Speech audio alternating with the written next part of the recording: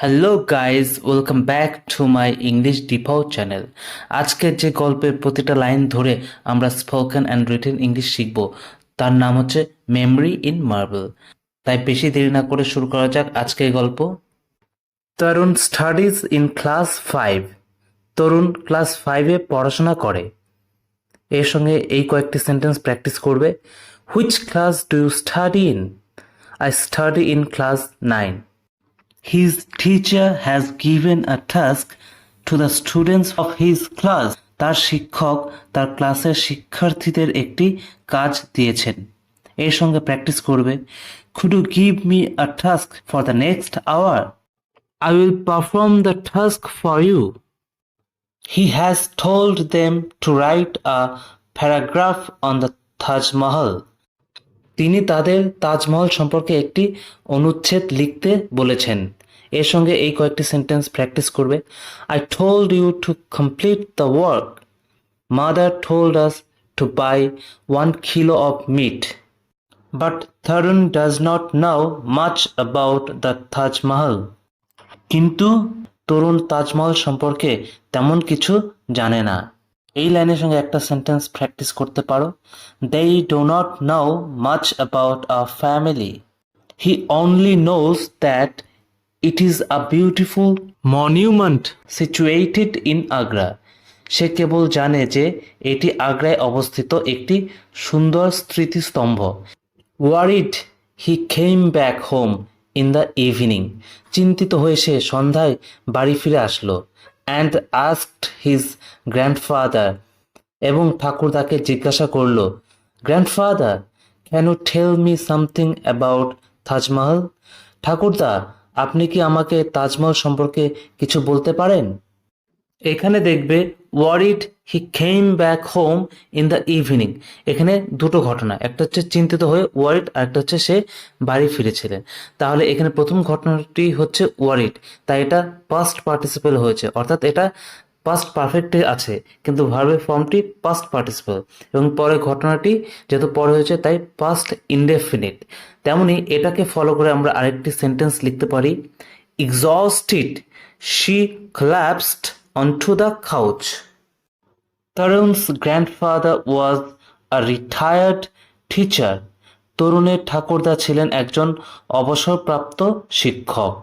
He knew a lot about this beautiful monument. এই সুন্দর স্মৃতিস্তম্ভটি সম্পর্কে তিনি অনেক কিছু জানতেন। He smiled and said, "Okay." তিনি হাসলেন এবং বললেন, ঠিক আছে। If you promise to be a good boy. তুমি যদি ভালো ছেলে হওয়ার প্রতিশ্রুতি দাও। I will tell you many things about the Taj. আমি তোমাকে তাজ সম্পর্কে অনেক কিছুই বলবো। এখানে সেন্টেন্সটি হচ্ছে কন্ডিশনাল সেন্টেন্স। এখানে এরকমটা বলা হয়, এটা হলে ওটা হবে, ঠিক আছে? তো এখানে যে ইফ কখনো কখনো হোয়েন থাকে, তো ওই অংশটি প্রেজেন্ট ইনডেফিনিটে হয় আর বাকি অংশটি ফিউচার ইনডেফিনিটে হয়, কিন্তু দুটোই কিন্তু ভবিষ্যতের কথা বলে। তো এরকম আমরা কয়েকটা উদাহরণ দেখব। If you go there, I will meet you. When you come, he will eat. Tarun promised not to be naughty. Tarun দুষ্ট না হওয়ার প্রতিশ্রুতি দিয়েছিল। এখানে যে স্ট্রাকচারটি আছে সেটি হচ্ছে promise plus not to plus V1, অর্থাৎ কোনো কিছু না করার প্রতিশ্রুতি দেওয়া। দু তিনটে প্র্যাকটিস লক্ষ্য করি। I promised not to make fun of others.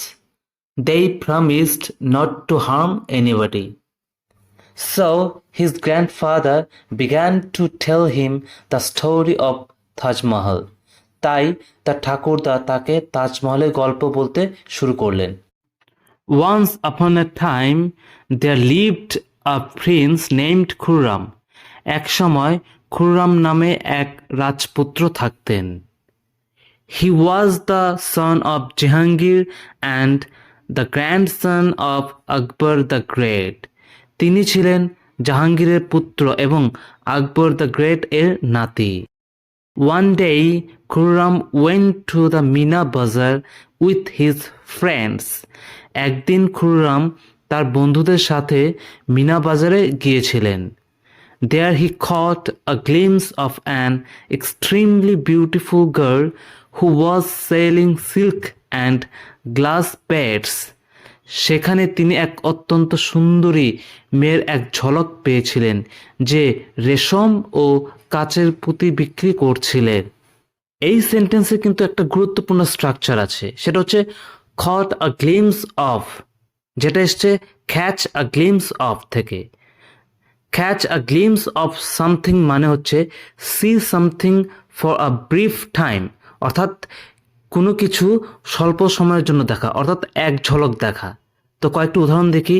I caught a glimpse of him in the crowd, we caught a sight of a tiger in the জঙ্গল।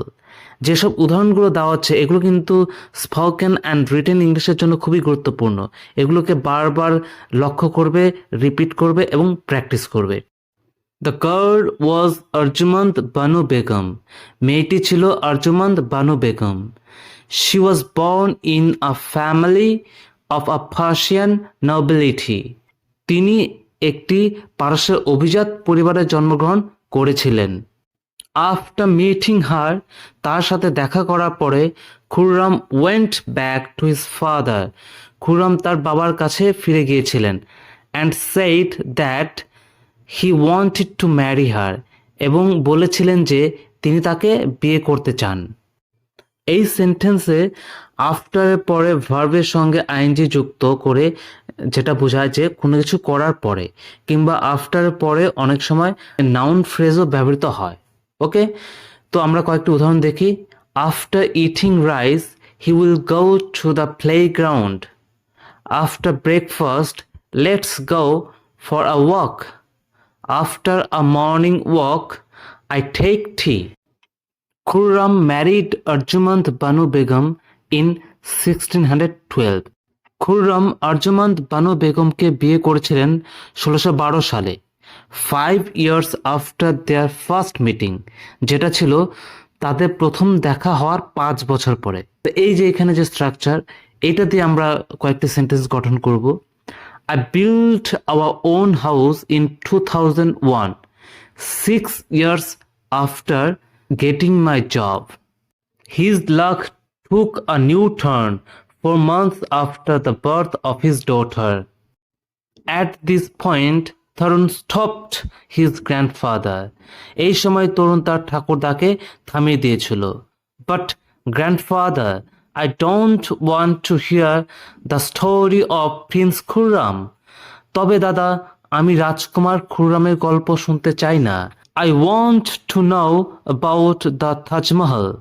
আমি তাজমহল সম্পর্কে জানতে চাই। আমরা জানি স্টপ মানে থামা বা থামানো। তো এখানে আমরা দেখেছি সেন্টেন্সে তরুণ স্টপড হিজ গ্র্যান্ডফাদার, মানে তরুণ তার ঠাকুরদাকে থামিয়ে দিয়েছিল। তো এটা তো বুঝলাম। তো স্টপ দিয়ে আমরা আরও দুটো স্ট্রাকচার দেখব। যেমন তুমি কোনো কাজ করছিলে, তখন তুমি সেই কাজ করা থামিয়ে দিলে, তাহলে সেক্ষেত্রে তুমি কীভাবে লিখবে? প্রথমে স্টপ লিখবে, তারপরে যে কাজটা তুমি থামালে তার ভার্বের সঙ্গে মানে V1 এর সঙ্গে আইএনজি যুক্ত করবে। ঠিক আছে? যেমন এরকম, আই স্টপড লাফিং, আই হ্যাভ স্টপড ড্রিঙ্কিং। এটা আরেকটা ব্যবহার আছে, যেমন তুমি কোনো একটা কাজ করছিলে, আরেকটা কাজ করার জন্য সেই কাজটা থামিয়ে দিলে, সেক্ষেত্রে কি হবে? স্টপ দিবে, তারপরে টু দিবে, তারপরে হচ্ছে যে কাজ করার জন্য তুমি থামলে সেই কাজে V1 অর্থাৎ প্রেজেন্ট ফর্ম দিবে, কারণ টু এর পরে তো অলওয়েজ প্রেজেন্ট ফর্ম হয় আমরা জানি। যেমন আই স্টপড টু সি হার, মানে আমি তাকে দেখতে থেমে পড়লাম কিংবা থেমে পড়েছিলাম। কেন? আমি হয়তো হাঁটছিলাম, দৌড়াচ্ছিলাম, তাই আই স্টপড, আমি থামলাম, মানে আমার ওই কাজটি বন্ধ করলাম। কেন বন্ধ করলাম? টু সি হার, তাকে দেখতে। তাহলে বোঝা যাচ্ছে যে স্টপের পরে কখন V1 এর সঙ্গে আইএনজি যুক্ত হয় এবং স্টপের পরে কখন টু বসে তারপরে V1 বসে। দুটো মিনিং কিন্তু আলাদা, মনে রাখবে। বি পেশেন্ট তরুণ, ধৈর্য ধরো Tarun. Let me finish the whole story, আমাকে পুরো গল্পটি শেষ করতে দাও। সেইড হিজ গ্র্যান্ডফাদার, তার ঠাকুরদা বললেন। অল রাইট সেইড তরুণ, ঠিক আছে, তরুণ বলল। এখন আমরা লেট দিয়ে কয়েকটি উদাহরণ দেখব। যখন আমরা পারমিশন চাই সেক্ষেত্রে আমরা লেট ব্যবহার করতে পারি। যেমন let me do the work, let me complete the project. আজকে ভিডিও এখানেই শেষ করলাম। তো এরকম আরও ভালো ভালো ভিডিও পেতে চ্যানেলটি সাবস্ক্রাইব করে সঙ্গে থাকো।